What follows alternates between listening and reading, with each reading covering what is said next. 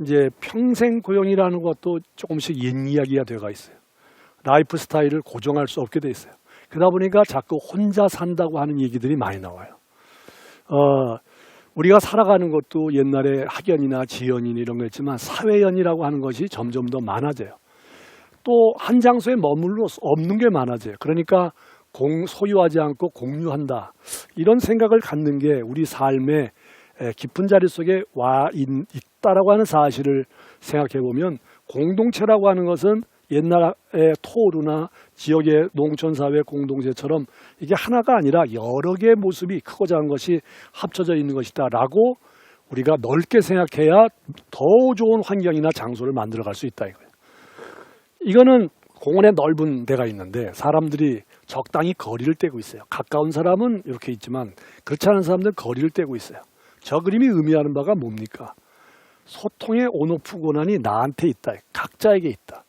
이런 것들이 이제 그 소유와 점유의 차이를 얘기해 주는 건데, 이런 게 우리 찜질방 같은 게 있는데, 찜질방은 좀 보기에 좀 우스꽝스러울지 모르지만 자세히 들여다보면 일본 사람이나 중국 사람이 할 수 없는 우리 나름대로의 공동체 DNA가 있다고 하는 걸 수 있어요. 서로 알지 못하는 사람이 어떻게 찜질방에 들어와서 같이 생활하고 뭐 이웃하고 서로 자리를 같이 하는 거 참 있을 수 없는 이야기인데 뭔가 그 시간대만큼은 공동체적인 느낌을 갖고 있다. 이걸 굳이 이름을 붙이자면 의사 공동체, 똑같지는 않지만 비슷한 공동체를 우리가 갖고 있지 않겠는가 하는 것들을 자꾸만 발견해 나가야 돼요. 찜질방은 참 우리 공동체를 만드는 아주 좋은 교과서예요. 이런 것들이 모이면 주변에 얼마나 많은 공공간을 가질 수 있겠는가 이런 생각을 갖게 됩니다. 주거라면 어떻게 되겠습니까? 주택을 보게 되면 의사 공동체에 대한 해당되는 하우징, 뭐 컬렉티브 하우징 그런데 이런 주택의 형식이 참 많아요. 가족이 아닌데 서로 함께 모여 살아. 요새 우리나라에도 그런 흐름이 많이 있기 때문에 참 중요한 과제예요. 뭔가 공통의 자기 나름대로 가치관이 있고요. 함께 살아보자라는 게 있어요. 거기 사는 사람들은 뭐 서로 다른 사람이 다 한 가족이래. 뭐 애들도 같이 생일을 맞이하면 축하도 해주고 막 이런 일이 벌어지더라고요. 모두 그렇게 살 수는 없겠지만 아무튼 새로운 유형의 주거들이 들쑥들쑥 나타나는 현상을 우리가 보게 된다. 뭐 예를 들면은 우리들 많이 나오는 쉐어하우스 얘기 있잖아요. 쉐어오피스 이런 거. 이거가 제가 보기에는 굉장히 중요한, 지금은 작지만 우리에게 시사해 주는 것만 많기 때문에 새로운 유형의 주거에 뭐 나눠 사니까 쉐어하우스가 있다더라. 오피스도 뭐 따로따로 살지 않고 같이 일하니까 뭐 쉐어오피스 이렇게 간단히 볼 문제가 아니다. 저 조그맣게 보이는 저 현상이 앞으로 우리가 살아야 될 공동체 여러 모습이나 들쭉날쭉하면서 움직이는 동적인 것을 만들어내는 굉장히 중요한 모멘텀이 되기 때문에 저기에 대한 각별한 관심이 필요해요. 노마드 워킹이라고 하는 것도 노매드 그러니까 뭐 자리가 없어가지고 이리저리 다닌다 하지만 일의 방식이 다른 거예요. 일의 방식이 다르니까 저렇게도 알아서 살아요. 소위 말해서 새로운 장소가 나타나고 있다는 거죠. 아무튼 요약을 하면 지역을 기반으로 하는 공동체는 조금씩 잃어가고 있다는 거예요. 직장에서 일하는 직장 커뮤니티들도 달라지고 있고 학생은 또 학교에서 커뮤니티를 따로 가져요. 그러니까 직장은 직장대로 학교는 학교대로 서로 가지고 있는 시설들이 따로 있는 걸 보게 되면 꼭 한 군데 고정되어 있는 것이 아니다. 그러면 어떻게 결론을 맺을 수 있는가? 주택이라고 하는 걸로 고정된 장소를 만들 일이 아니라 주택이 아닌 주거라고 하는 관점에서 보면은 이동하는 생활의 장소에 해당되도록 요구하는 시대가 새로운 것을 만드는 것이다. 이렇게 볼 수가 있겠어요.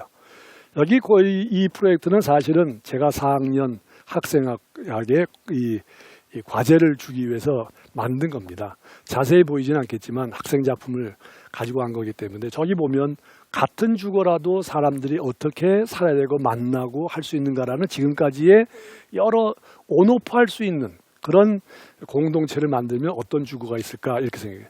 저런 것들을 만들어가는 게 필요해요. 그러니까 저걸 만들면은 정책적인 분에서도 달라져요. 이건 뭐 그냥 이 개념적으로만 설명이 아니라 주택 정책을 할 일이 아니라 우리가 주거 정책으로 바꿔야 될 게 아닌가 이런 생각을 두게 됩니다.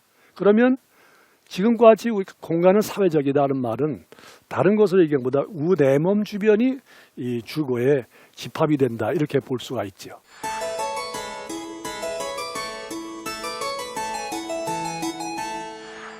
사회적 디자인을 얘기할 때 뭐 예의가 할 게 많겠습니다만은 이 예를 한번 살펴보죠. 여기 보면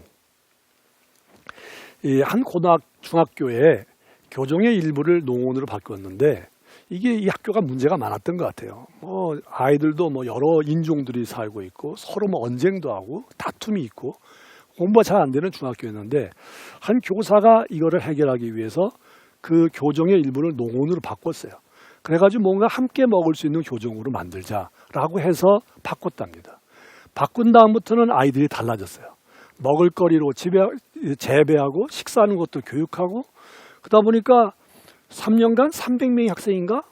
10명의 교사, 100명 이상의 주민이 나서 농원을 갖고 왔더니 어떤 일이 생겼냐. 학교와 지역사회가 자연스럽게 연결되고 같이 먹는 사람을 식구라 그러잖아요. 먹는 입, 식구. 역시 먹는 걸 같이 하다 보니까 아이들의 문제가 해결이 됐다는 거예요. 공간이 사회적이고 사회는 공간적이다.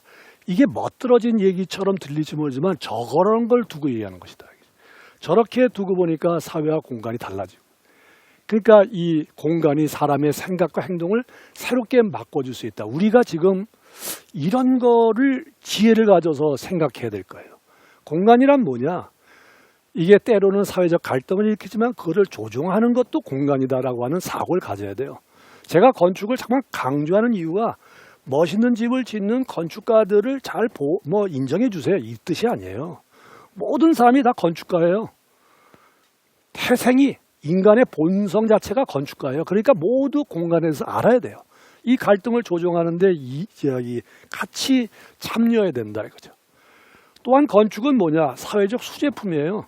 이 공업 제품이 아니에요. 건축은 턱 보면 엔지니어링 해가지고 만드는 것처럼 알고 보면 다 수제품이에요. 모두 또 함께 만들어요. 이런 장면 보세요.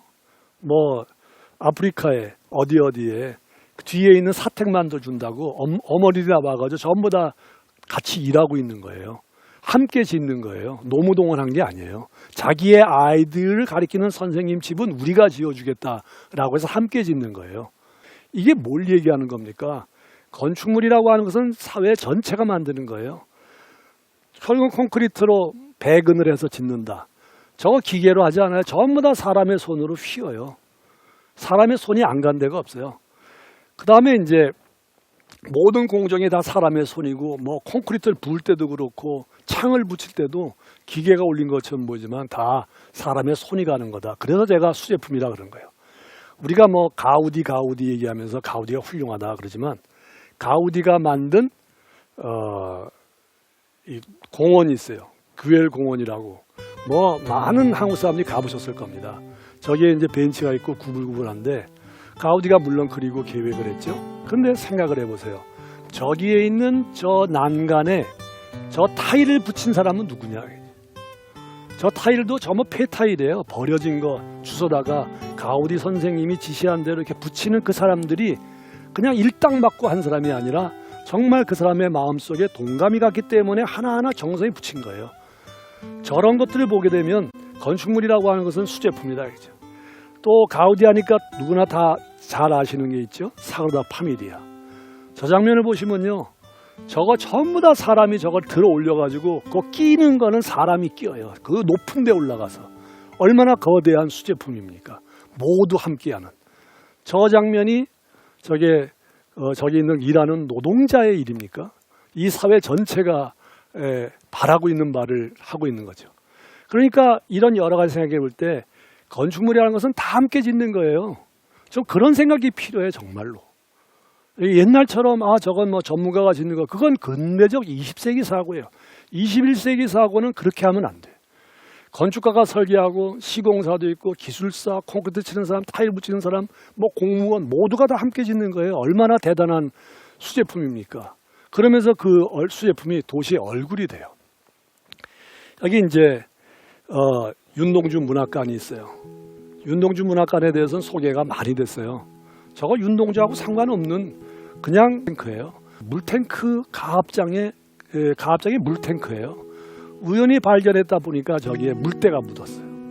저기 위에 구멍이 나와 있는 것도 사실은 그 물 관리하는 사람이 들락날락 하는 것이 아니었어요. 그런데 거꾸로 저게 남아있는 걸 보고 우연히 발견을 해가지고 윤동주 문학관을 쓰겠다 그런데 보물을 만난 거예요.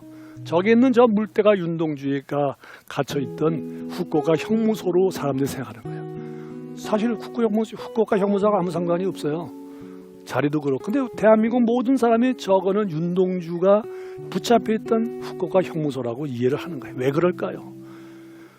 이 사람들의 모든 사람의 마음이, 그를 기리는 마음이 저 구조물 속에 붙어있기 때문에 그래요. 저게 진짜가 아니더라도 그런 마음이 필요하니까 구조물이 거기에 답하는 거예요. 이런 사실을 보면, 자, 거대한 사회적 디자인이 있다. 이거를 제가 옛날 부처님 오신 날에 이런 생각을 해봤어요. 소승불교가 있고 대승불교가 있다. 그럼 소승건축이 있을 수 있고 대승건축이 있을 수 있을 게 아닌가. 소승건축은 개인이 건축의 근거가 되는 거다. 이렇게 본다면 대승건축은 사회가 건축의 근거가 되는 거를 이해할 수 있을 거예요.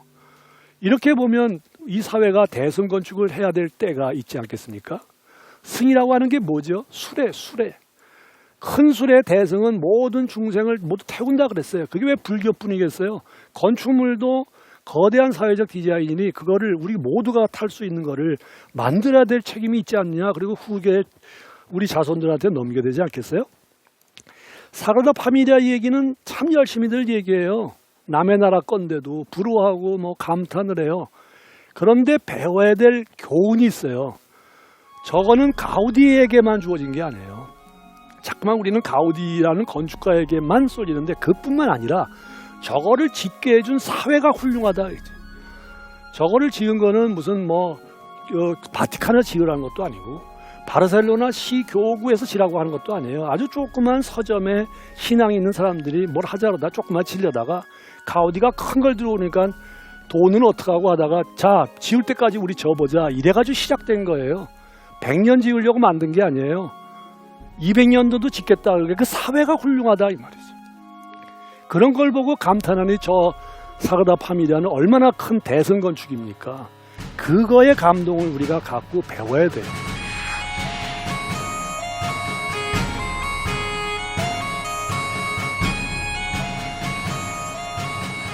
대승 건축을 한 거대한 사회적 수제품을 만든 건축가와 그 건축에 대한 집결하는 사람의 힘입니다.